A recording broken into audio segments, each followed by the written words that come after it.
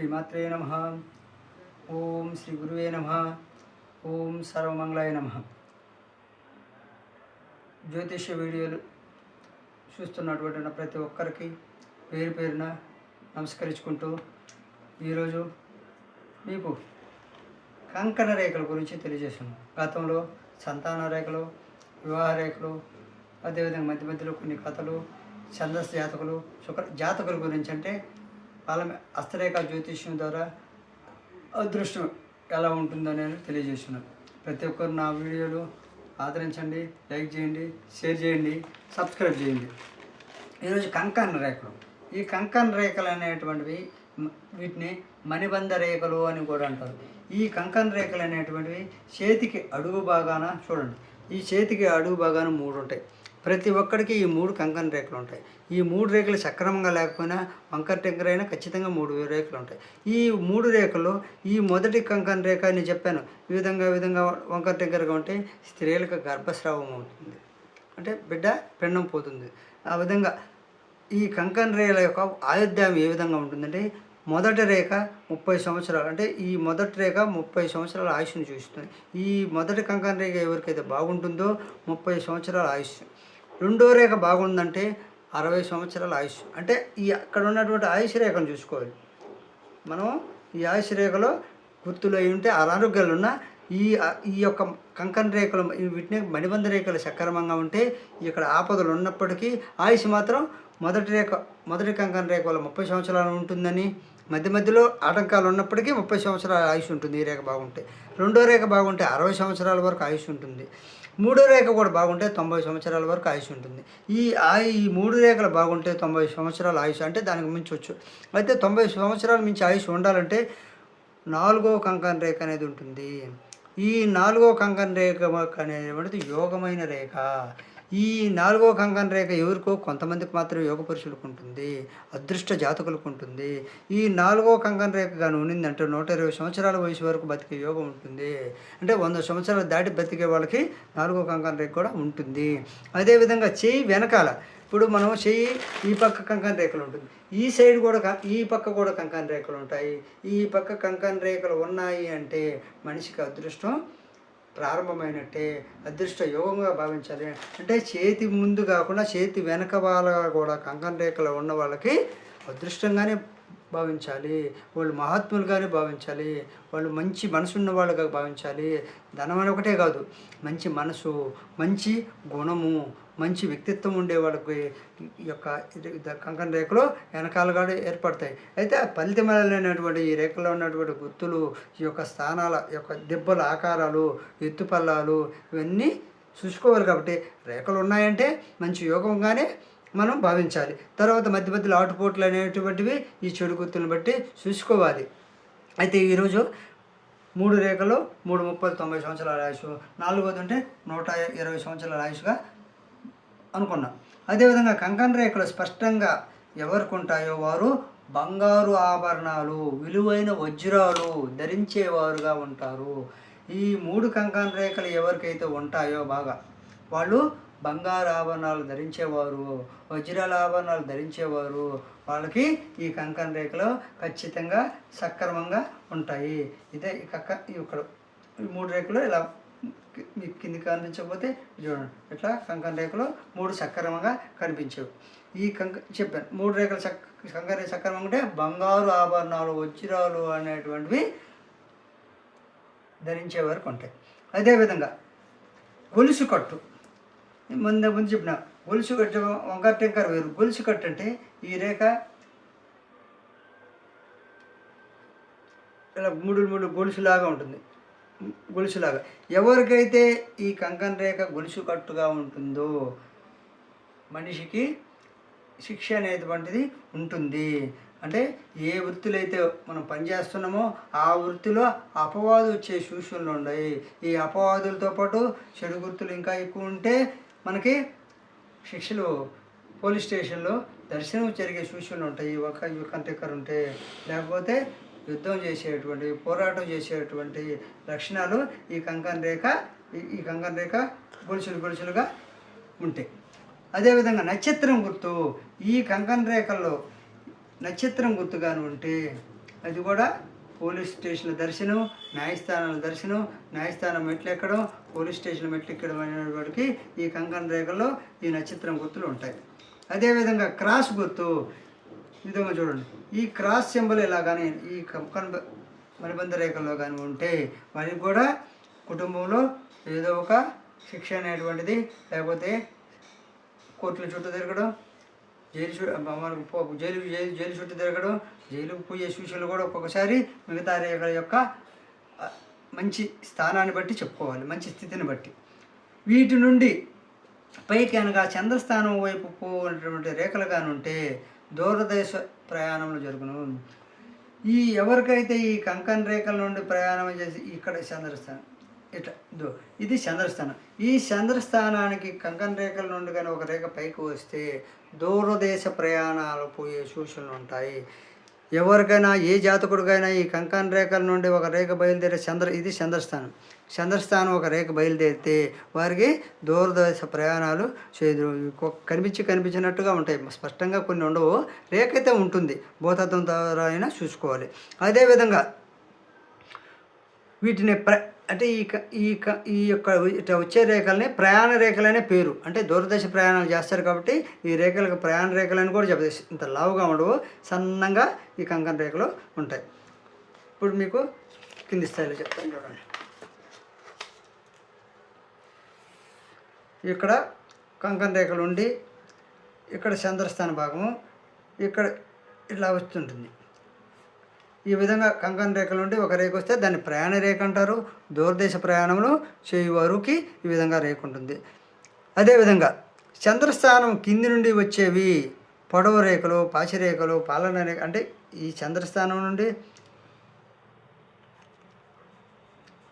ఇలా ఉంటుంది. కింది నుంచి వచ్చేవి కూడా ఈ పాలనా రేఖలు ఎలా ఉంటుంది, లేకపోతే అంటే ఇలా చూసుకోవాలి. ఎప్పుడు కూడా చంద్రస్థానం భాగం ఇది. ఈ కింది నుంచి ఇలా వస్తుంది. ఇది అంటే చంద్రస్థానానికి దగ్గరలో రావాలి పాలనా రేఖ. ఇలా పైకి వస్తే విధంగా చంద్రరేఖలని పాలనా రేఖలని అంటారు. ఈ కంకణ రేఖల నుండి వచ్చి ఇలా రేఖ కానీ వస్తే మీకు దూరదేశ ప్రయాణాలు. అంటే ఇలా వచ్చిన మామూలు చక్కగా ఉన్నా మీకు దూరదేశ ప్రయాణాలు. అదేవిధంగా చంద్రస్థానం కింది నుండి వచ్చేవి ఆయుష్ రేఖను తగిలిన ప్రయాణ రేఖ వల్ల పరదేశంలో గతించును. ఆయుష్ రేఖను ఎవరికైతే ప్రయాణ రేఖ తగులుతుందో వారికి ఖచ్చితంగా పరదేశంలో కొంచెం ప్రమాదం ఏర్పడుతుంది అనేది గుర్తించాలి. ఇప్పుడు ఆయుష్ రేఖ ఈ విధంగా ఉంది చూడండి. ఇది ఆయుష్ రేఖ.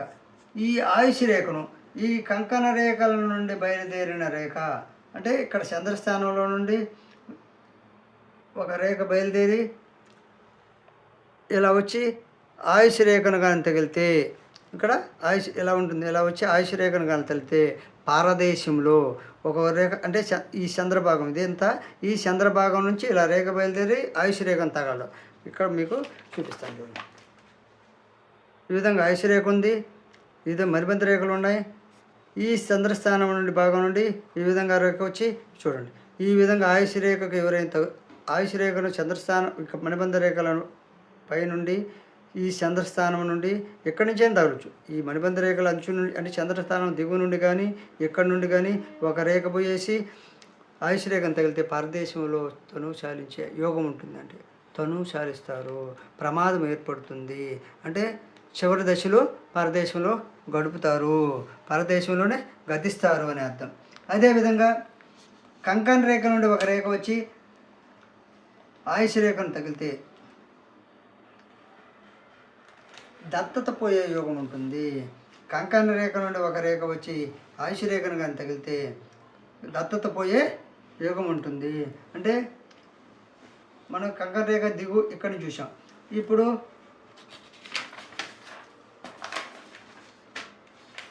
చూడండి, కంకణ రేఖ ఇది చంద్రభాగం, ఈ కంకణ రేఖలన్నీ చంద్రభాగం, ఇది చంద్రభాగం. ఈ ఇక్కడి నుంచి కాకుండా ఈ కంకణ రేఖ నుండి ఈ విధంగా ఆయుష్ రేఖను కానీ ధనరేఖను కానీ ఈ విధంగా తగులుతూ ఉంటాయి.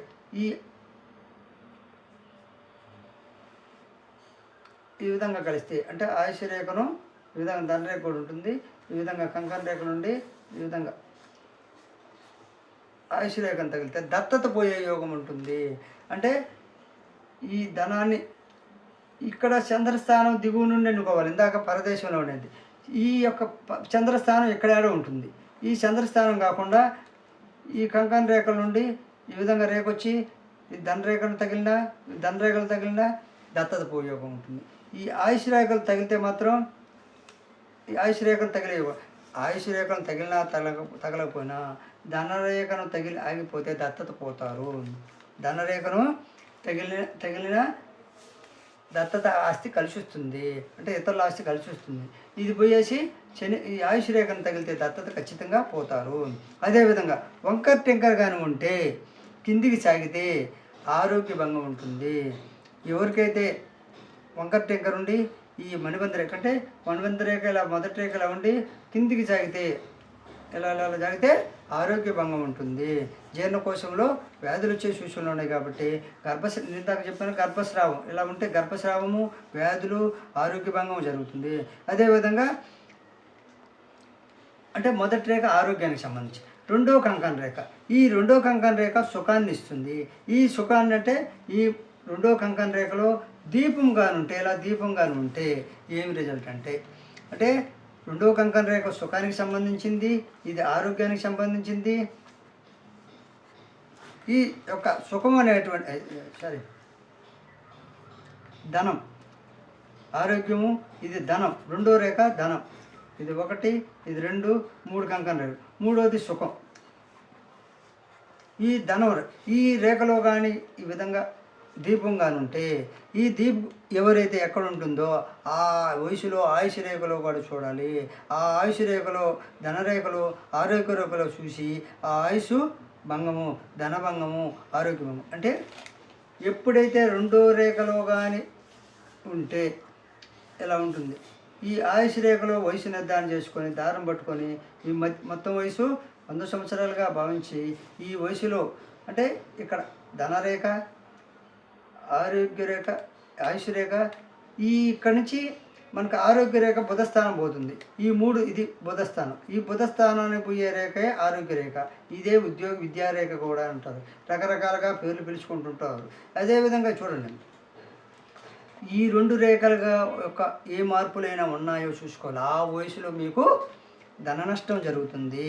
అంటే ధనరేఖలో ఏదన్నా ఈ రెండో మణిబంధ రేఖలో ఎవరికి దీపం ఉంటుందో ఆ దీపం ఉన్న వారు ధనరేఖలో ఏమైనా ఈ గుర్తులుంటే, చెడు గుర్తులు ఉన్నప్పుడు ఎక్కడ గుర్తులుంటే ఆ వయసులో ధన నష్టం. ఆయుష్ రేఖలో చెడు గుర్తులుంటే ఆయుష్ భంగం, ఆరోగ్య రేఖలో చెడు గుర్తులుంటే ఆరోగ్యం చెడుతుంది. అంటే ఆయుష్ రేఖలో కానీ ఉంటే ఆయుష్ భంగం, ఆరోగ్య రేఖలు ఉంటే ఆరోగ్య భంగం. ఈ విధంగా చూసుకొని మణిబద్ధ రేఖలను గుర్తుపెట్టుకోవాలి. అదే 4వ మణిబద్ధ రేఖ వల్ల యోగ పురుషుడు చక్రవర్తి అవుతారు. అంటే చక్రవర్తి లాగా భోగాలు అనుభవించేవారికి 4వ మణిబద్ధ రేఖ అనేటువంటిది భోగాల రేఖ. ఇదే యోగరేఖ, చక్రవర్తి రేఖ, యోగరేఖ అని కూడా అంటారు. 2వ మణిబద్ధ రేఖలు అదృష్టమైండును. అంటే మీకు చేతికి ఎనబోయిపోయిన మణిబద్ధ రేఖలు ఉంటే అదృష్టమని భావించాలి. అదేవిధంగా 2వ రేఖలో కానీ దీపము చెప్పాను కదా, వంచపార్య వృత్తి కూడా ఉంటుంది. 2వ కంకణ రేఖలో కానీ ఈ విధంగా వంచపార వృత్తులు ఉండేవారు కూడా అదే ఉంటుంది. ఇక్కడ దీప స్నేహము, ఆయుష్, ధన, ఆరోగ్య రేఖలు యొక్క స్థితిగతులను బట్టి ఆరోగ్య భంగమా, ధన నష్టమా, అనారోగ్యమా అంటే శరీర చాలించేది ఆయుష్ రేఖ, ఆరోగ్య భంగం వచ్చేసి ఆరోగ్య రేఖ. ఆరోగ్య రేఖ అనేటువంటిది ఇలా ఉంటుంది, ఇలా బుధస్థానం పోతుంది. ధనరేఖ అనేది ఇలా ఉంటుంది, ఆయుష్ రేఖ అనేది ఇలా ఉంటుంది. ఈ 3 రేఖల స్థితిగతులను బట్టి ఈ దీప గుర్తులు ఉన్నప్పుడు పరిశీలించి మీ యొక్క ఆయుష్ను గుర్తుపెట్టుకోవాలి. అదేవిధంగా పెన వేసుకొని కానీ రేఖలు ఉంటే, అంటే ఎప్పుడైనా రేఖ పెన వేసుకొని పోతూ ఉంటాయి, ఒకటి 2-3 రేఖలు కలిసిపోతుంటాయి. ఇవి ఉంటే స్వయంకృషితో పైకి వచ్చేవాళ్ళకి ఈ ఆయుష్ రేఖ, ఈ మణిబంధ రేఖలు అనేటువంటిది పెన వేసుకొని పోతుంటాయి 2-3 రేఖలు. ఈ విధంగా ఉంటే చాలామందికి పెన వేసుకోవడం వారు స్వయం కృషితో పైకి వస్తారు, కష్టపడి పైకి వచ్చేవారికి ఆ విధంగా ఉంటుంది. అదేవిధంగా 3వ కంకణ రేఖలో కానీ దీపం కానీ ఉంటే అప్పుడు కూడా 3 రేఖల్లో గుర్తులు చూసుకోవాలి. ఆరోగ్య రేఖ, ధనరేఖ, ఆయుష్ రేఖను పరిశీలించి ఆ యొక్క చెడు గుర్తులు, కత్తుల్లో నక్షత్రాలు ఇట్లాంటి గుర్తులు ఏమైనా చెడు గుర్తులు ఏమైనా ఉన్నాయో ఏమైనా చూసుకొని ఆ వయసులో ఆయా నష్టాలు జరుగుతాయి. అంటే ఐశ్వర్యకులు ఆరోగ్య జీవిత పరమం కానీ జీవితాన్ని చాలించడం, ఆరోగ్య అనారోగ్యం జబ్బులు రావడం, దాని రేఖ దాని నష్టం. ఆ విధంగా దీప రేఖలో 3వ కంకణ రేఖలు కూడా ఏమైనా ఉన్నాయో చూసుకొని మీరు నిర్ధారించుకోవాలి. అదేవిధంగా చెప్పాను కానీ 4వ కంకణ రేఖ 90 సంవత్సరాల పైన 120 సంవత్సరాల వరకు బతికే యోగం ఉంటుంది. కాబట్టి 4వ కంకణ రేఖ అనేది ఉంటుంది, యోగం ఉంటుంది. కాబట్టి నా యొక్క ఈ కంకణ రేఖల యొక్క స్థితిగతులను మీకు నచ్చి